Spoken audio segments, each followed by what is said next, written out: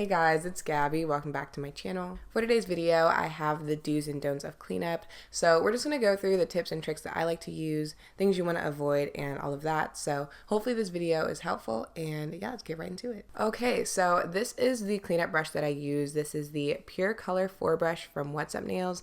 And honestly, I'm not sure if you can still get this, but I will link some similar brushes down below. But basically, you just need a small brush like this. Angled is preferred, but it doesn't have to be. I just like a brush with some sort of angle because it lets you get around your cuticle area easier. And it doesn't even have to be a nail brush because a lot of times those are more expensive. So you can use a craft store brush, a makeup brush, or just any small brush you find. So this one right here is the e.l.f. concealer brush, and I really like working with this one.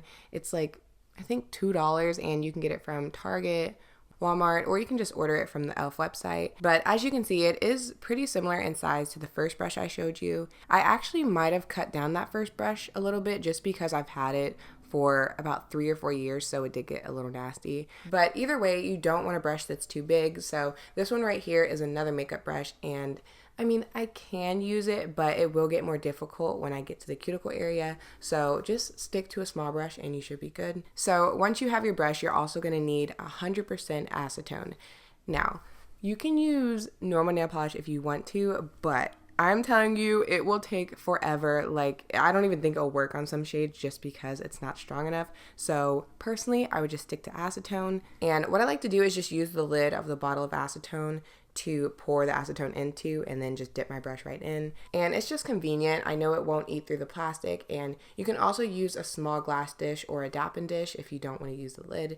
But yeah, here I'm just gonna paint my nails really messy, get it all over my skin. Not gonna lie, this kind of stressed me out, but I'm doing it for the videos. Also, if anybody was wondering, the shade I'm using here is Essie Chinchilli. Really pretty color. Alright, so when I go to clean out my nail, I don't like my brush to be soaking wet with acetone.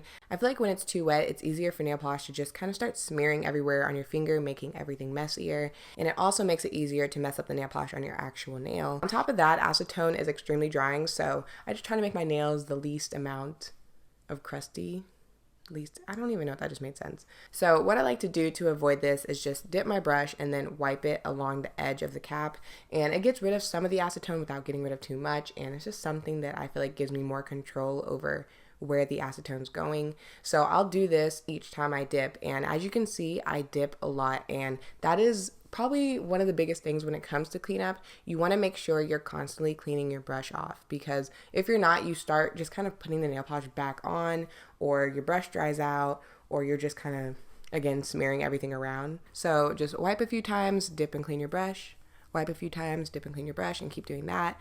And a lot of times I like to use cosmetic wedges / makeup sponges when I'm doing cleanup, and a lint-free nail wipe or a lint-free paper towel will do the same thing. But I like to use the sponges for two things. One, again, I don't like the brush to be super wet, so I'll gently touch it just to get some of that acetone out of it. So you can do that or just stick to wiping it against the lid. But the main thing I like the makeup sponges for is to make sure my brush is clean. So a lot of times you'll have brown hairs on the brush or black hairs where you can't really tell if you got all the polish out of it. So what I like to do is take it and press it against the makeup sponge just to make sure no color comes out of it.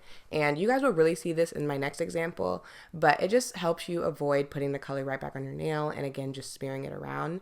And this is something that's honestly so tiny, but I just feel like it makes a huge difference.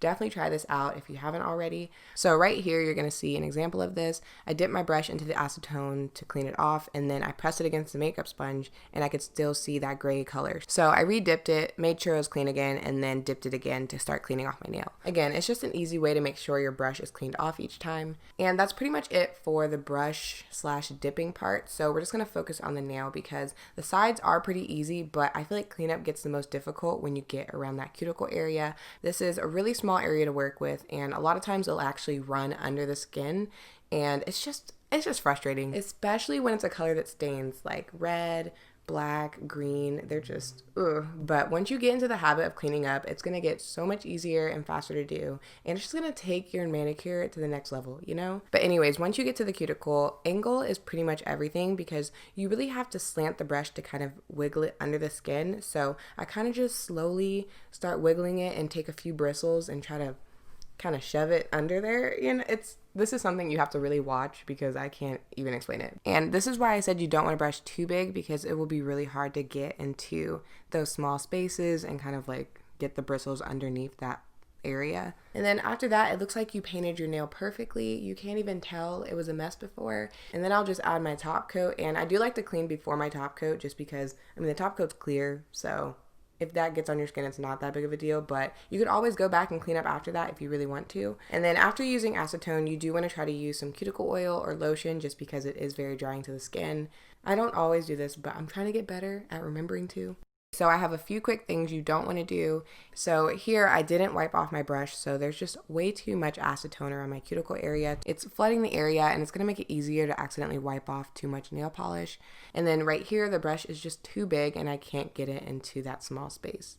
Moving on, I had to include a red nail polish example in here because red just wins at being the worst nail polish to clean up. Like, it just stains so bad. So I have a few new tips to help you guys when it comes to colors like this. First off, don't do this. This is what it looks like when your brush is too wet and you're not re-dipping, so you're just smearing the color everywhere and staining your finger even more. So you really have to make sure you're cleaning your brush, and that's why I love using the makeup sponge, because as you can see, my brush was still really dirty after twirling it in the acetone. And then once I see it's clean again, I'll continue cleaning my nail. Also, in this example, I am using the e.l.f. concealer brush, and you'll see that it works just as well as the nail cleanup brush. So with those bolder and darker colors, your acetone will get pretty dirty really fast, and it just makes it harder to clean your brush. So I like to switch mine out. That's why it's nice to use the lid too, so you're not wasting a bunch of acetone. And I'll typically do this a few times, but it just depends how messy my nails are, what color I'm using, and stuff like that. Random nail hack. I like to do this before I go to clean up that cuticle area, but sometimes if I see there's a slight gap or there's a space where it goes a little bit higher, I'll actually take a toothpick and fill in that area with nail polish before I clean it, just so I can make sure it's even around my cuticle area. I feel like nobody even does this. This is just me being picky for no reason, even though nobody's even that close to my nail.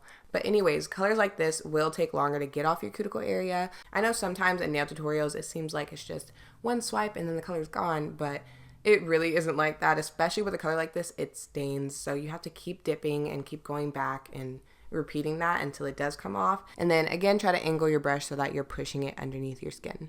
And if you're like, this is too much, I don't even feel like going through all this cleanup, you still have the option of using liquid latex, scotch tape, peel off tape barriers, Elmer's glue, or you could just avoid these colors altogether. But I'm just showing you guys my nail far away here so you can see it's not as stained. You guys are just really zoomed in. But yeah, hopefully this video helped you guys out. And as always, if you have more tips, feel free to comment them down below, and I will talk to you in my next video. Bye.